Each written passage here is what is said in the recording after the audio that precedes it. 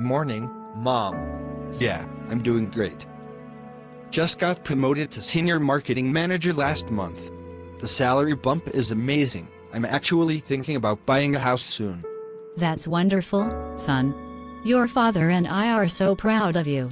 Thanks, Mom. I've got to run to work now. Love you. Love you too. God is good. Life is good. Everything is falling into place.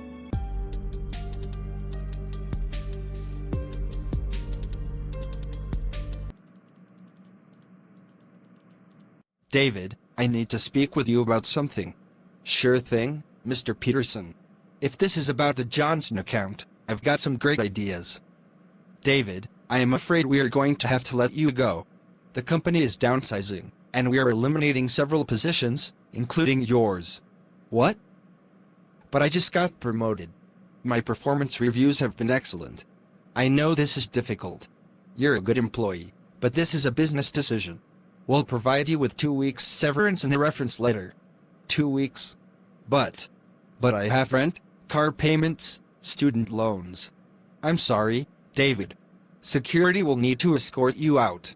Please pack your personal items. Mr. Rodriguez, I understand. My rent is due, but I just need another month. I am actively interviewing, and I am sure something will come through soon. David, you are already 3 months behind. I have been patient, but I could not carry you any longer. You have until the end of the week. Please, just give me 2 more weeks. I'll pay you back with interest. I'm sorry, David. End of the week. If you cannot meet up, I advise you move out of my house. Bye for now. Oh my God. He hung up. What do I do now? David, you know you're always welcome here. This is just temporary. I know, Mom. I never thought I'd be 28 years old moving back into my childhood bedroom. Son, sometimes life throws us curveballs. The important thing is how we respond. Dad, 3 months ago I was being promoted and living fine. Now I am unemployed and living with my parents. How did everything fall apart so fast? Honey, this isn't the end of your story. It's just a difficult chapter. I do not understand, Mom. I was doing everything right. I was going to church, paying my tithes, being a good person. Why would God let this happen to me? Do not worry, my son. It might not look like it, but God means well for you. Just go freshen up. I will make you something to eat. Look at this. Jake just bought his second house. Sarah got another promotion. And here I am, living in my childhood bedroom like I'm still in high school. God, I don't understand. I've been praying for 9 months. 9 months. I've applied to over 200 jobs. I've done everything right. Why is everyone else getting blessed while I'm still stuck here begging my parents for grocery money? Maybe you've just forgotten about me. Maybe this is just my life now. Maybe I was wrong to think you had good plans for me. David, your father and I have been talking. We love having you here, but we are worried about you. You've been so withdrawn lately. I'm fine, Mom. Just going through a rough patch. Son, we believe in you. But maybe it's time to consider the job at the warehouse. It's not your dream job, but it's something. I didn't go to college for 4 years and work my way up to senior marketing manager just to end up in a warehouse, Dad. Pride comes before the fall, David. Sometimes we have to start somewhere again. So now I'm prideful. I went from having my own apartment and a great career to living in my childhood bedroom. How much lower am I supposed to go? Hello, Marcus. Hi, big brother. What's up? Marcus, I hate to ask this, but could you spot me $20 for gas? I have a job interview tomorrow, and I am literally running on empty. Again, David? This is the 3rd time this month. I know. I'm sorry. I'll pay you back as soon as I get a job. Fine. I'll send it to your account. But David, you are 28. You can't keep doing this. I know. Thank you. My little brother is lecturing me about responsibility. How did I get here? Hey, James. David, look, I've been thinking about what you asked yesterday. About the loan for your car repairs? Yeah. I can't do it, man. Sarah and I are trying to save for our wedding, and honestly, you still owe me from last time. Right. Of course. I understand. David, I want to help you, but No. You're right. I get it. I'll figure it out. I am sorry. It is okay. I understand. Just drop me off at home. Even my best friend doesn't want to help me anymore. I've become that person. The one everyone avoids because they always need something.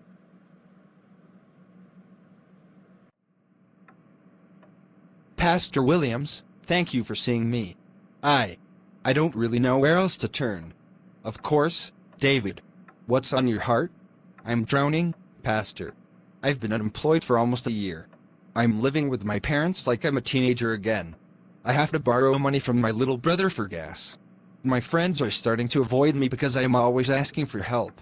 That sounds incredibly difficult. I keep praying, Pastor. I keep asking God for breakthrough, for a job, for anything. But nothing changes. I watch everyone else getting blessed while I'm getting more desperate. I'm starting to wonder if God even cares about me anymore. David, I hear the pain in your voice. Tell me, what do you think God should be doing right now? He should be answering my prayers. He should be opening doors. I'm a good person, I go to church, I try to follow him. Why is he blessing everyone else but not me? David, can I ask you something? Have you ever considered that maybe God isn't withholding blessing from you, but preparing you for something? What do you mean? Sometimes our most difficult seasons aren't punishment, they're preparation. The struggles you're facing, the dependence you're experiencing, the humility you're learning, what if God is using all of this to shape you for something greater? But Pastor, I'm 28 years old. I feel like I'm going backwards while everyone else is moving forward. David, I want to suggest something. We have a prayer and encouragement group that meets every Saturday. We sit with people who are going through tough times, just listening and praying with them. I know you're facing your own challenges, but sometimes encouraging others helps us gain perspective. Would you be willing to try? I don't know, Pastor. I mean, I can barely encourage myself right now. What could I possibly offer? David, some of the most effective encouragers are those who have walked through the valley. Your struggles don't disqualify you from helping others, they might be exactly what qualifies you. The people who come need someone who understands their pain, not someone who's never struggled. I guess I could try. But I don't want to be a burden. You won't be a burden, David. You'll be a blessing.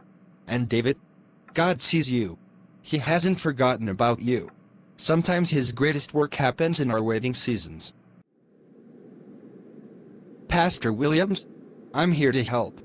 David, wonderful. Tonight we're having our weekly prayer and encouragement circle. People come when they're going through tough times, job loss, family issues, health problems. We just listen and pray with them. Go in, and Sarah will attend to you. Okay, sir? Hi, David. I love this ministry. Sometimes people just need someone to hear their story and remind them they're not alone. If you say so. But I'm not sure what I can offer. I'm still dealing with my own problems. Sometimes that's exactly what people need, someone who understands their struggle.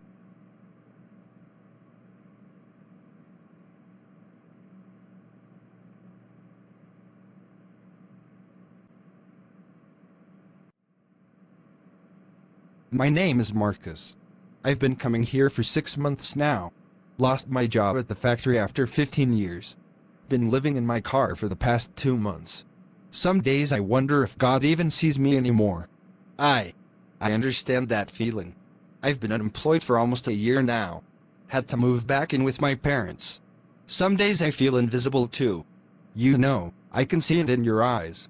That look of someone who's questioning why life isn't working out. I had that same look 2 years ago when I first started coming here. You've been struggling for 2 years? Can I share something with you? When I first came here, I was so angry at God. I thought he had abandoned me. I had lost everything. My job, my apartment, my dignity. What changed? One night, I was at my absolute lowest. Had not eaten in 2 days. A young man, at this very prayer circle, could not have been more than 25, shared his story about being homeless. But he was not bitter. He talked about how God used his struggle to help others. That's when I realized something. What? God wasn't punishing me. He was preparing me. All that pain, all that loss, it broke me down so he could build me back up. That young man? He had been homeless too. That's why he could reach me when others couldn't. So what happened? I started coming here every week. Then I began sharing my story with others. Turns out, my experiences, the job loss, the homelessness, the despair, they weren't wasted. They were my credentials. I could connect with people that others couldn't reach because I'd been exactly where they were. But didn't you feel embarrassed? Like you were supposed to have it all together? Son, broken people don't need perfect people. They need people who've been broken and put back together by God. Your struggles aren't your disqualification, they're your qualification. So you're saying that all this pain, this humiliation, this dependence on others, it might actually be preparing me for something? That's exactly what I'm saying. God doesn't waste anything. Not even our failures. God, I think I've been looking at this all wrong. I've been so focused on what I don't have, on what everyone else has that I don't. But Marcus is right. Maybe this season isn't about punishment. Maybe it's about preparation. God, I'm sorry. I'm sorry for being bitter. I'm sorry for thinking you forgot about me. If you're trying to build something in me through this struggle, then help me see it. Help me trust you. Use my pain for your purpose. Pastor, I want to come back next week. And the week after that. That's wonderful, David. What changed? I met someone last week who helped me see that my struggles might not be setbacks. They might be setups. I want to learn how to help others who are going through what I'm going through. That's beautiful, David. You know, we also have a mentorship program where people who've walked through difficult seasons help guide others who are just starting their journey. Would you be interested in helping with that? Me? But I'm still struggling myself. David, who'd better to help people through a storm than someone who's still learning to navigate it himself? Your authenticity could be exactly what people need. You know what? Yes. I'd like that. Maybe my story can help someone else not feel so alone. Hi everyone. My name is David, and I've been unemployed for over a year. I live with my parents, I've borrowed money from friends and family, and 6 months ago, I was ready to give up on God entirely. That sounds familiar. I thought God had forgotten about me. But I'm learning that sometimes what feels like abandonment is actually preparation. Our struggles aren't accidents, they're appointments. God is building something in us through the pain. How do you stay hopeful? Honestly, some days I don't. But I've learned that hope isn't a feeling, it's a choice. Every day I choose to trust that God is working, even when I can't see it. What would you tell someone who's losing faith? That God's timing isn't our timing. That delay doesn't mean denial.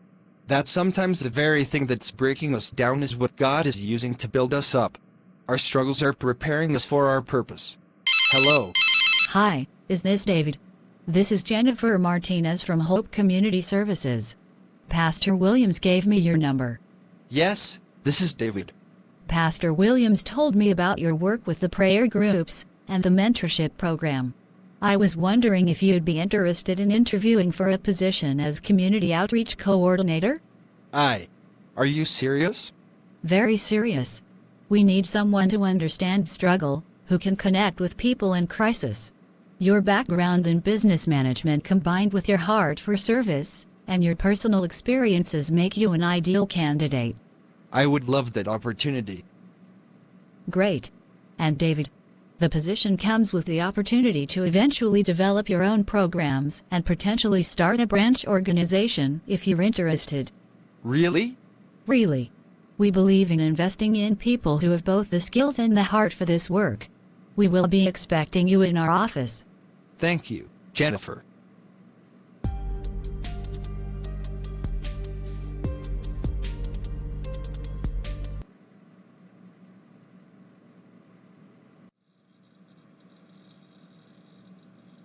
Yes, the David's Hope Foundation will be able to serve 200 families this month.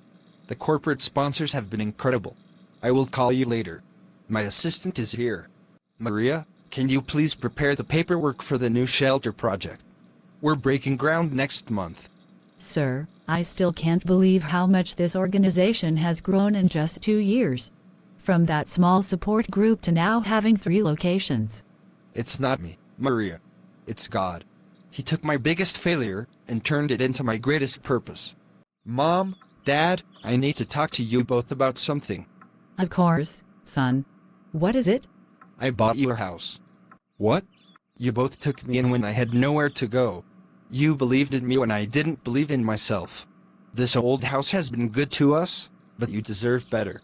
I found a beautiful home in that neighborhood you always loved. David, this is huge. Yes, you deserve it. For almost 2 years, you carried me. Now it's my turn to carry you. The foundation is doing well, and I have my own place now.